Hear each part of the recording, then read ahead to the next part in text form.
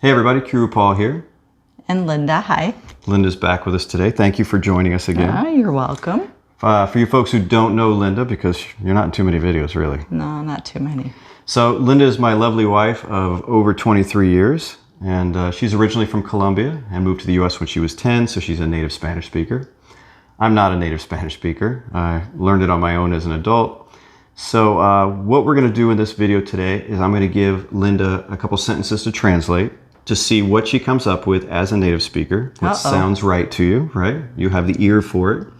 And let's hope so. Yeah. And then what I'm going to do is I'm going to segue into telling you as non-native speakers how you can overcome not having an ear for a language and still create, grammatically correct sentences, and still do what the native speakers are doing before you develop your ear. Well, that would be very helpful. It would be very helpful. Hopefully this will be a very helpful video then. I hope so. So, are we ready to get started? Sure. Why not? Okay. What you got? Actually, I'm going to have you do one sentence that I have here on a pad that I've written down. Just, you can see here. Oh. Just because it's a little longer. Well, I don't have my glasses on. There's no on. Spanish on here. It's just the English. And the sentence we're going to be doing, and they're going to be able to see it on the screen, is let's put our swimsuits on in case we go to the beach. So, if you'd like to write it out, you can. If you just want to say it, you can. Whatever you feel most comfortable with. I'm going to put it on the screen for them anyway. So. Okay.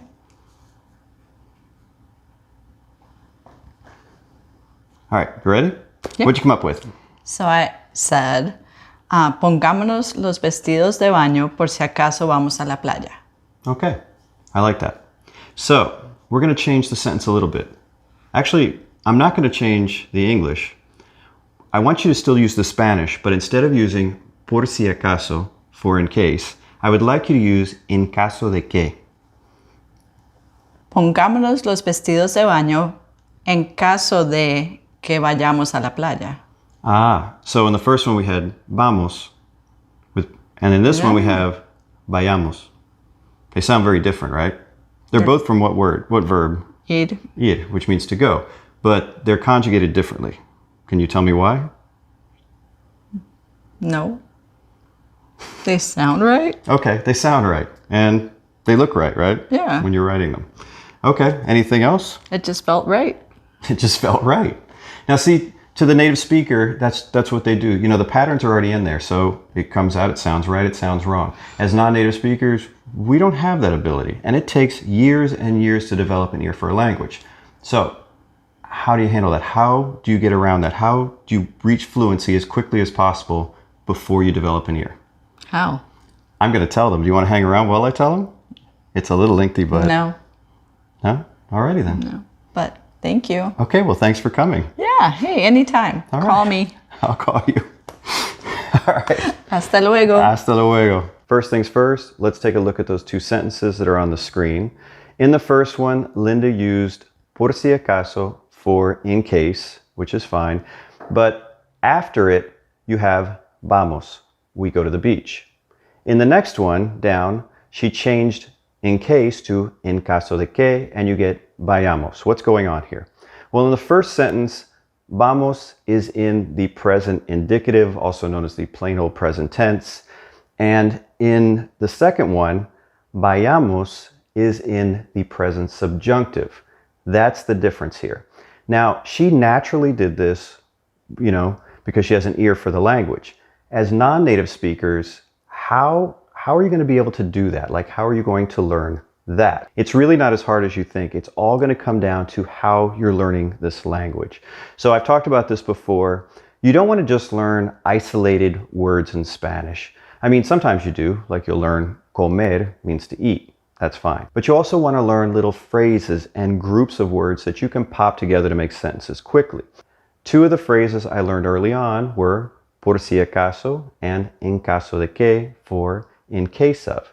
But I also learned that when I use en caso de que, it is always going to trigger the subjunctive. So on my word list, I had en caso de que plus subjunctive. I also learned that if I'm using por si acaso, or I could also say por si, they're both the same, that it does not necessarily trigger the subjunctive. In fact, most of the time it's not going to use the subjunctive at all. Now, some people may argue, okay, if my doubt level reaches a certain level, then maybe the subjunctive would be more appropriate. Keep life simple. If you never use the subjunctive with por si or por si acaso, your sentence is still going to be correct. So when I think por si acaso por si, I just don't need the subjunctive. And when I see en caso de que, I know it's a subjunctive trigger. I didn't have to develop an ear for the language in order to come up with the same answer that Linda did. And it took me, I don't know, a minute or so to learn this. This is the approach I use to learning all aspects of the Spanish language, not just the subjunctive, is I'd start to look at things and I'm thinking of things in groups of words. And if that particular construction would trigger something, I'm thinking of it more as a formula. Plus subjunctive. Okay, I know this. Or this one uses the conditional, plus conditional, those kinds of things. This is much easier and much faster than trying to develop your ear for the language, which if you stick with it will come, but it's going to be way down the road. You want to be able to communicate and communicate effectively and correctly long before that. Well, this is a way to do that. So in my case, I would learn some of these formulas, and then what I would do is I would logically create sentences with these formulas. In a lot of cases, these were Spanish sentences that I'm coming up with that I've never heard or read before. You know, I learned a particular construction and I'm dropping in some vocab, but that particular sentence, I'm trying it out. And you know what? It worked. I already spoke Spanish well when I met Linda, but I did not have an ear for the language at that time at all. I was doing exactly what I'm telling you now, is I was using these phrases and things to come up with sentences, you know, to respond to people. Well, after we got married, we went to Colombia to meet her family, and one of her uncles was on Colombia's highest court, the Constitutional Court, and you know, I was a little intimidated by this guy and talking to him, and he was always very focused and listening to me and speaking with me. And after a couple days, he looked at me and in Spanish he said, "You consistently speak grammatically correct Spanish." And I find that odd. How were you able to develop your ear for the language so quickly? I told him, "Oh, I don't have any ear for the language whatsoever. Nothing sounds right or sounds wrong to me, no." And then I told him what I'm doing. I'm taking these sentence fragments and formulas, I'm coming up with sentences in my head, and I'm just spitting them out. And the whole time he's just like amazed listening to me. He's like, "That's incredible." And I said, "I'm kind of guessing that these are correct. So how am I doing?" And he said, "So far, pretty good." I said, "Well, there you go. I guess it's working." Using this strategy, I was able to speak Spanish fluently and have conversations on a wide variety of subjects within about 2 years. But I didn't develop an ear for the language until probably 6 years or so. And that's when right away things sounded right, sounded wrong. I could pick out where people were from better, or, you know, if they'd grown up in the US and they were heritage speakers as opposed to living there. That's when I developed my ear. There are different methods to learn Spanish. I know some folks like the total immersion approach where you take a class 100% in the target language. That wouldn't have worked for me.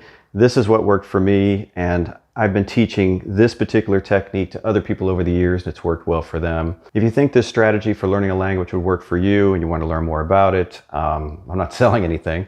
This sounds kind of like an infomercial, but with no real product. No, all you have to do is watch the free videos that I have here on YouTube.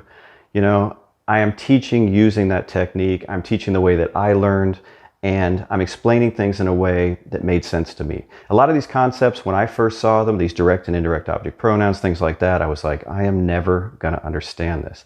And then here and there, I had aha moments. I'm like, wow, if I think of it this way, now it makes sense. That's what I share with you in my videos. Well, that's it for the video. If you enjoyed it, just do me a favor and give it a thumbs up. And until next time, hasta luego.